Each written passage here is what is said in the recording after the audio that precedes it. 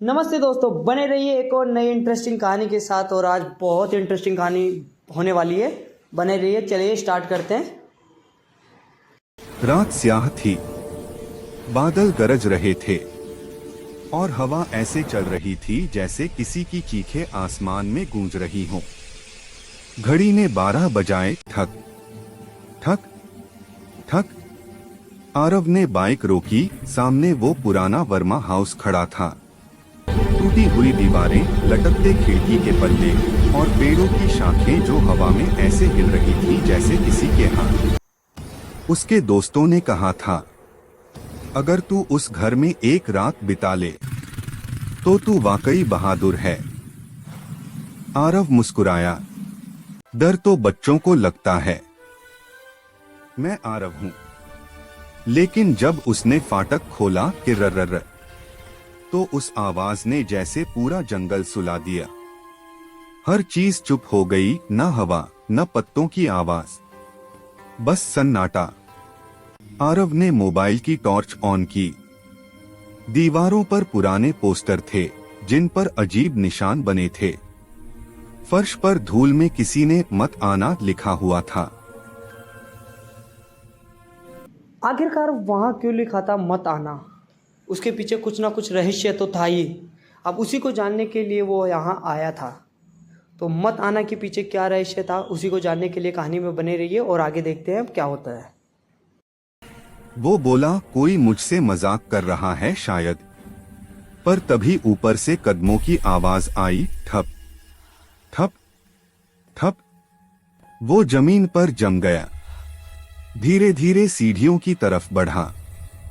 हर कदम पर फर्श चरचर कर रही थी। ऊपर पहुंचते ही उसने देखा, एक कमरा था जिसकी दीवारों पर काले हाथों के निशान बने थे। कमरे के बीचों बीच एक पुरानी लकड़ी की कुर्सी पड़ी थी और उसके पास एक फोटो फ्रेम पड़ा था, टूटा हुआ। उसने उठाकर देखा।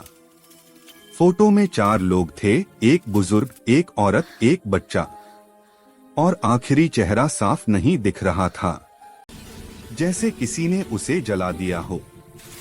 आरव ने मोबाइल से फोटो खींचनी चाही, तभी टॉर्च फ्लिकर करने लगी और पीछे से किसी की धीमी आवाज आई, क्यों आया तू? वो पलटा, कोई नहीं था। उसे अचंभित हो रहा था कि वहाँ कुछ कोई ना कोई उसे आवाज़ लगा रहा था बार बार, और उसे ना तो उसे दिखाई दे रहा था, ना उसे कुछ और हो रहा था, और ना ही उसे कुछ समझ में आ रहा था कि कहाँ से क्यों हो रहा है। चले बनिए रहिए कहानी में, देखते हैं आगे क्या होता है।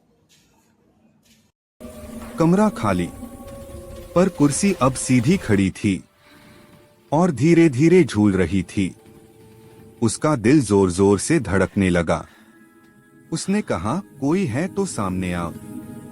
और तभी कमरे की दीवार पर लगे आईने में कुछ हिला। आईने में उसे किसी की झलक दिखी, वही पुराना फ्रेम वाला बच्चा, लेकिन अब उसकी आंखें काली थीं। आईने में वो आरव को देख रहा था और उसके होंठ हिल रहे थे। तू यहाँ नहीं रह सकता। आरव पीछे हटने लगा, पर फर्श पर किसी के खून जैसे निशान उभर आए, जो सीधे उसके जूतों तक आ रहे थे। वो नीचे भागा, पर दरवाजा अब बंद था। कितना भी खींचा, नहीं खुला। बाहर से बिजली की गड़गड़ाहट हुई। खिड़की पर चमक आई और उसी पल उसने देखा, खिड़की के शीशे पर उसका अपना चेहरा बना हुआ था, लेकिन मुस्कुरा रहा था। उसके शरीर में सिहरन दौड़ गई। वो पीछे हटा और फर्श पर गिर गया। मोबाइल की टॉर्च सीधा फोटो पर पड़ी, जिस पर अब लिखा था, आरव वर्मा। आखिरकार क्यों वह उस फोटो को देख के वह अचंभित हुआ और वह वहाँ से गिर पड़ा?